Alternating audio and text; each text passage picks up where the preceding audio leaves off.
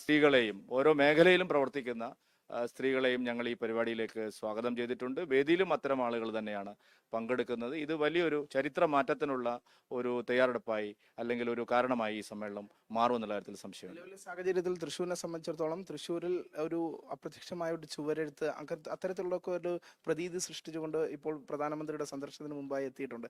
അതിനെങ്ങനെയാണ് BJP? നാടിന്റെ ചുവരെഴുത്താണ്, അത് കാലത്തിന്റെ ചുവരെഴുത്താണ്. ജനങ്ങളുടെ ഹൃദയത്തിലാണ് ആ ചുവരെഴുത്ത്. അല്ലാതെ ആരെങ്കിലും ഒരു പിന്നെ ഇത് പെയിന്റും ഇതും വാങ്ങിക്കൊടുത്തിട്ട് മറ്റു പാർട്ടികൾ എഴുതിക്കുന്നത് പോലുള്ള ഒരു ചുവരെഴുത്തല്ല. അതൊരു പാർട്ടി സ്പോൺസേഡ് ചുവരെഴുത്തല്ല, സമൂഹത്തിന്റെ ചുവരെഴുത്താണ്. കാലം അത് ആഗ്രഹിക്കുന്നു. കേരളത്തെ സംബന്ധിച്ചിടത്തോളം വലിയൊരു രാഷ്ട്രീയ മാറ്റം ജനങ്ങൾ ഹൃദയത്തിൽ ആഗ്രഹിക്കുന്നു എന്നുള്ളതിന്റെ തെളിവായിട്ടാണ് ഞാൻ അതിനെ കാണുന്നത്. ഈ വനിതാ സമ്മേളനം പുതിയൊരു ചരിത്രം കുറിക്കുമെന്ന് താങ്കൾ പറയുണ്ടായി. എങ്ങനെയാണ് അതിന്റെ ഒരു വിലയിരുത്തൽ? പ്രത്യേകിച്ച് BJPയുടെ നേതൃത്വത്തിൽ നടക്കുന്ന ഏറ്റവും വലിയൊരു വനിതാ സമ്മേളനമായിരിക്കും ഇതുവരെ നടന്നതിൽ വെച്ച്.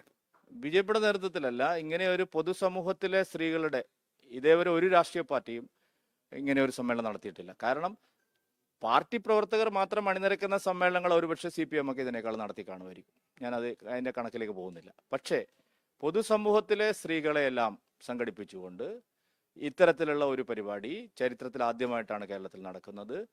അതിൽ എല്ലാ വിഭാഗം സ്ത്രീകളും ഉണ്ട്.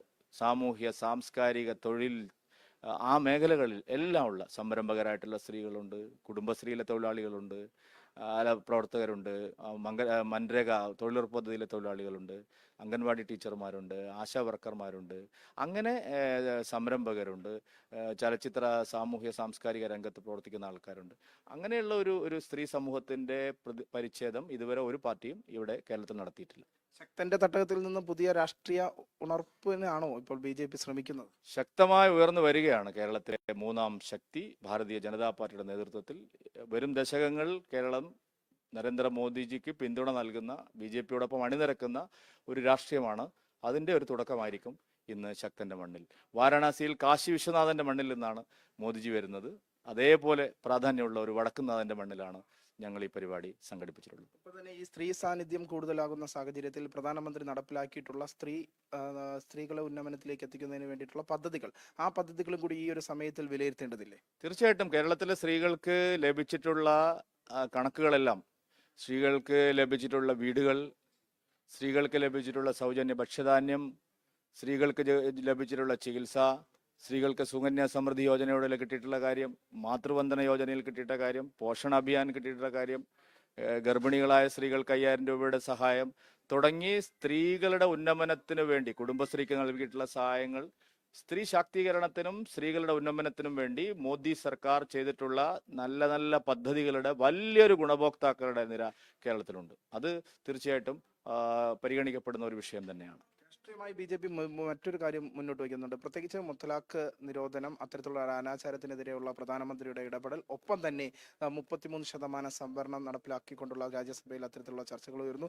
ഇതൊക്കെ രാഷ്ട്രീയമായി കേരളത്തിലും വലിയ രീതിയിൽ പ്രതിഫലിക്കുമെന്ന് കരുതുന്നു. പിന്നെ കേരളത്തിൽ ഒരു തരത്തിലും ഇതൊന്നും പ്രതിഫലിക്കരുതെന്നാണ് രണ്ട് മുന്നണികളും ആഗ്രഹിക്കുന്നത്. പക്ഷേ അതല്ല പൾസ്. ജനങ്ങളുടെ പൾസ് മോദിജി ചെയ്ത നല്ല കാര്യങ്ങളിൽ കേരളം അങ്ങേയറ്റത്തെ നന്ദിപൂർവ്വം നരേന്ദ്രമോദിജിയെ വരവേൽക്കുന്നതിന്റെ ഒരു കാരണം തന്നെയാണ്. കേരളത്തിലെ സ്ത്രീ സമൂഹത്തിന് ഏറ്റവും വിശ്വാസ്യതയുള്ള നേതാവ് ശ്രീ നരേന്ദ്രമോദിജിയാണ്. അവസാനപ്പെട്ട ഒരുക്കങ്ങൾ, ഈ മോദിയുടെ സന്ദർശനവുമായി ബന്ധപ്പെട്ടുള്ള ഒരുക്കങ്ങൾ എങ്ങനെയാണ്? എല്ലാ ഒരുക്കങ്ങളും പൂർത്തിയായി. വരവേൽക്കാൻ നഗരം ഒരുങ്ങിക്കഴിഞ്ഞു. പാർട്ടിയും അതിന് സന്നദ്ധമായി കഴിഞ്ഞു. രാവും പകലും കഴിഞ്ഞ കുറച്ച് ദിവസമായി കേരളത്തിലെ മഹിളാ പ്രവർത്തകരും പുരുഷന്മാരായിട്ടുള്ള മറ്റു പ്രവർത്തകരുമെല്ലാം കഠിനാധ്വാനം ചെയ്തുകൊണ്ടിരിക്കുകയാണ്. അതുകൊണ്ട് അതിൻ്റെ ഫലപ്രാപ്തിയിലേക്ക് ഇന്നത്തെ വൈകുന്നേരം 3 മണിയോടുകൂടി അത് പൂർണ്ണമാവും സഫലമാവുന്ന ഒരു സ്ഥിതി വന്നിരിക്കുകയാണ്. വലിയൊരു പൂരം തന്നെയായിരിക്കും ഇത്തവണ പ്രതീതിയുണ്ട്. പൂരങ്ങളുടെ മണ്ണിൽ ഒരു മഹാപൂരമാണ്. പ്രത്യേകിച്ചും അമ്മമാരുടെ, സഹോദരിമാരുടെ, മഹിളകളുടെ ഒരു പൂരം തന്നെയാണ് ഒരുക്കിയിട്ടുള്ളത്.